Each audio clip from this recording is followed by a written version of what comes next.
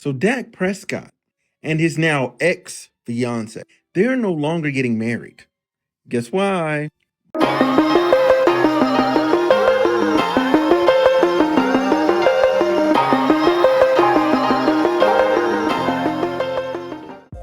All right, y'all, we back in here again, man, with another one, man. Make sure y'all hit that like, subscribe, and share before we even get into it. But man, we're gonna start off with this Dak Prescott situation, man. Y'all heard about that? Well, if y'all didn't hear about it, check it out, man. Here we go. So Dak Prescott and his now ex-fiance, they're no longer getting married. Guess why? Money. That's why. So if you didn't know, Dak Prescott is the Cowboys quarterback. He just signed a $240 million contract. The wife thought, oh, yeah, let's get married. And he was like, hold on, I need to sign these papers. She didn't want to sign no papers. She's like, a prenup? You don't think I just love you, baby? No, I don't. And rightfully so, he shouldn't, because alimony is a mother.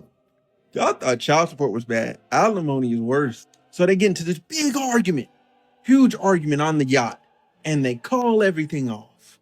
And I think my boy dodged a bullet. Why is that money so important to you? Why do you think you're entitled? Entitled to something that he's worked his entire life for. You're just there, and you get half. Yeah, a lot of them do think they get half, man. And that's why I wanted to cover this topic, man, because there is a lot of entitled-ass women out here that think that just because they got with somebody that's famous and rich, that if the relationship goes left or right, they still should walk out with half of his shit, when the only reason you was even with him is because you saw that he was doing great, and then you wanted to get on that boat with him. You want to get on that bandwagon. And now that you want to get off the bandwagon for whatever reason it might be, you want to take half of his shit with him. You're not entitled to that. You don't deserve that.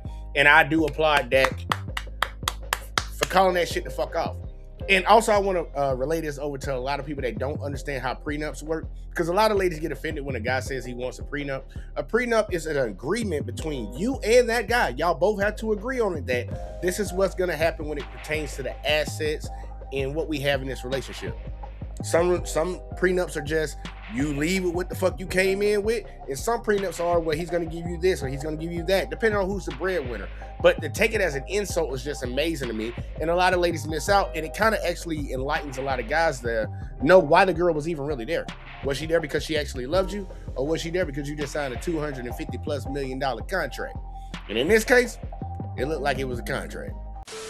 I think I have a thing for toxic energy, so I think there's still some more healing that I need to do, because when I look back on all of these energies, it's a shame I gave them so much time, and there were sweet energies that I didn't. Yeah. And so now I see those sweet energies getting married and starting families. I'm just like, dang, that probably could have been me if I recognized the security in those individuals at the time. And like now I'm like, yeah, I'm definitely feeling that now. I'm aware that there's something going on. There's something wrong. What do you think it is that attracts you to like toxic energy? I think they just seem really exciting at first. The chemistry is incredible. And they don't even always be fine. It's not even that like they're sexy or something. I mean, well, they're sexy, but they don't be the finest things I've ever seen. Yeah. It's just an energy. Sometimes it's convenience, what we talk about.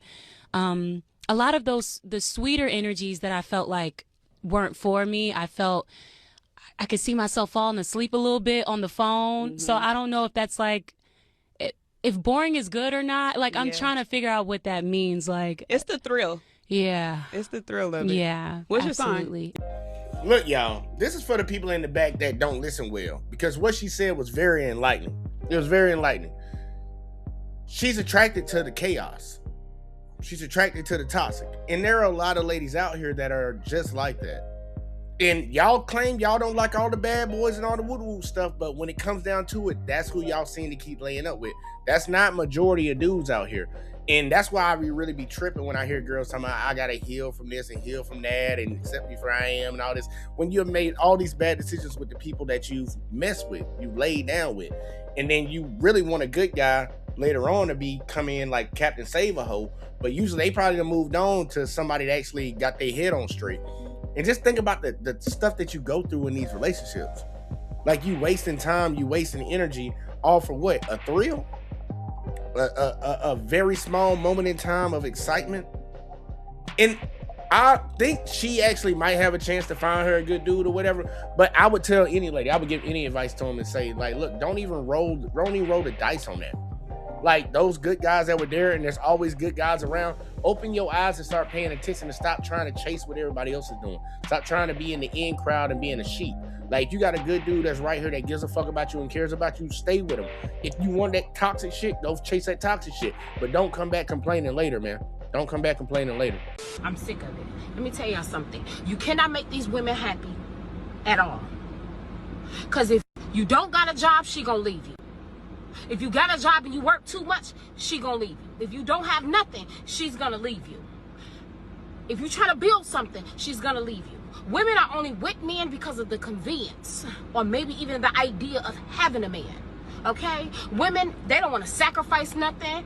They don't want no responsibility for nothing. They don't want to go 60-40. They don't want to go 40-60. They don't want to go 50-50. They don't want to do nothing. All they want is the benefit of a king. But they do not want to have the patience and do what it takes to help him build the kingdom. So this is where you need to wake up. You need to realize what type of women that you're dealing with, and go get you a woman that believes in your dream, in your kingdom, and that's willing to go 50-50 with you, 60-40 with you. Oh, baby, I ain't doing this. Oh, baby, I ain't doing that. Get rid of her. If she can't do that, get rid of her. I don't care.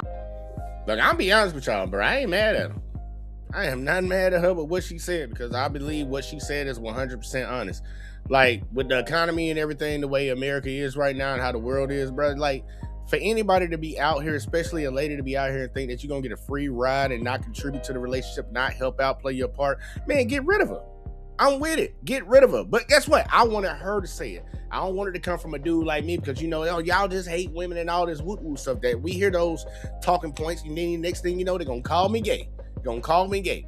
So I'm like, I'd rather her say it and get it off her chest, because she said some real shit. And does that apply to all women? No, it doesn't apply to all women, but it applies to a vast majority of them in America right now. So look, man, gentlemen, that was a message for y'all, not for the women. But ladies, if you do want to take something out of it, glean some type of knowledge and hope out of it, don't be like those women that she's talking about in there. If you got a good dude and he's trying, get on his bandwagon and work with him and try to make something happen. And if you don't want to do that, man, look, the streets are right out there for you, man. You can walk right outside the streets right there.